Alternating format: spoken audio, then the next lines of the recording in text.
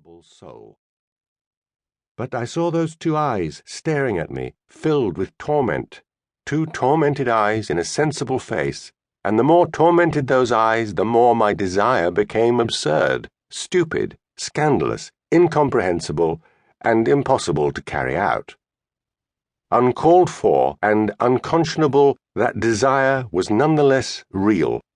I cannot disavow it, and when I look at Francis Bacon's portrait triptych, it's as if I recall it.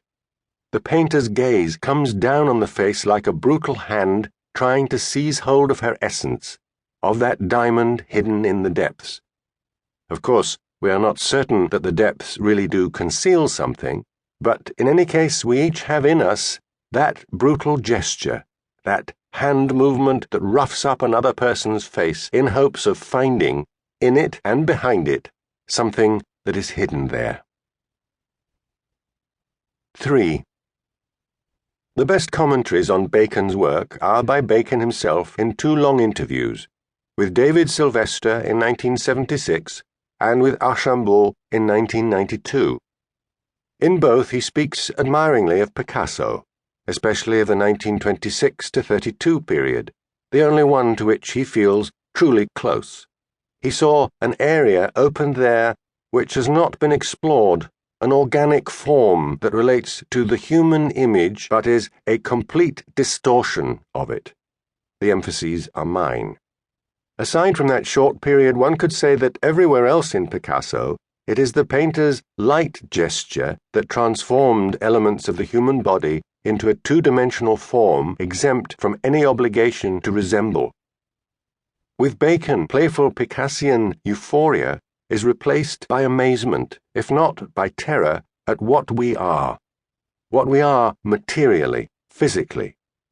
Impelled by that terror, the painter's hand, to use the words of my old piece, comes down with a brutal gesture on a body, on a face, in hopes of finding, in it and behind it, something that is hidden there.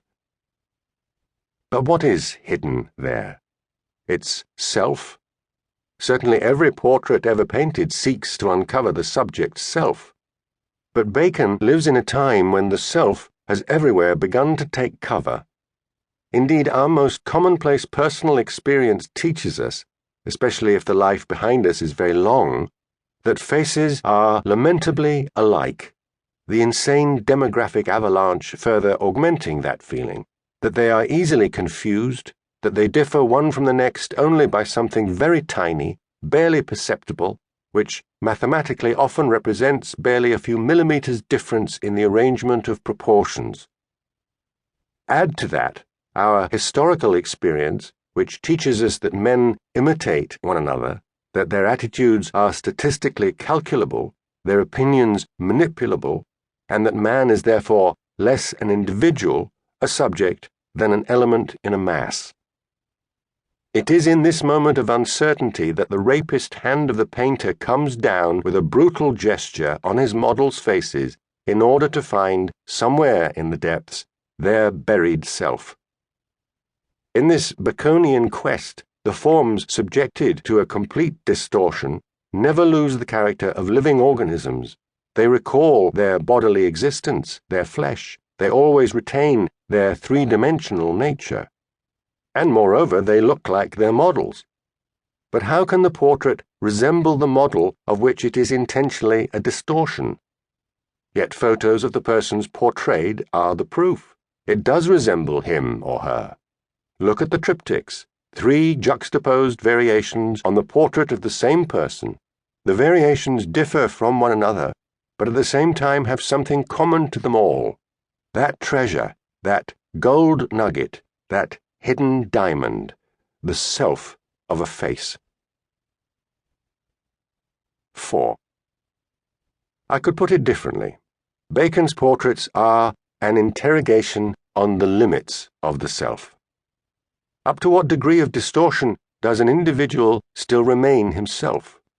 To what degree of distortion does a beloved person still remain a beloved person? For how long does a cherished face growing remote through illness, through madness, through hatred, through death, still remain recognizable? Where is the border?